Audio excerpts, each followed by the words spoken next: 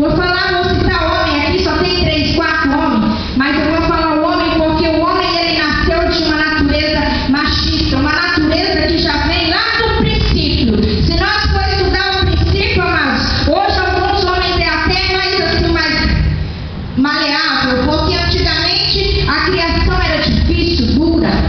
Os pais eram severos. Hoje não, hoje os pais já são mais, já começou a aprender um pouco mais da mansidão. Essa mansidão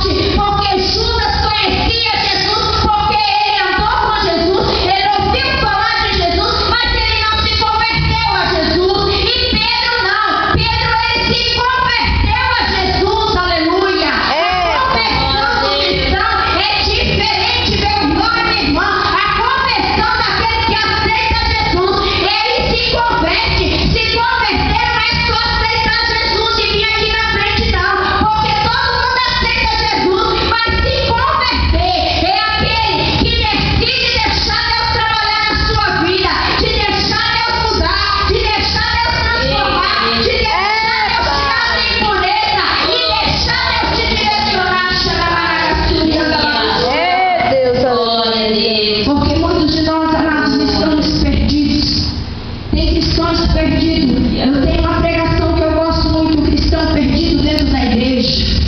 Tem cristãos que estão perdidos dentro da igreja, porque eles já não conseguem mais ver, eles só vê fofoca.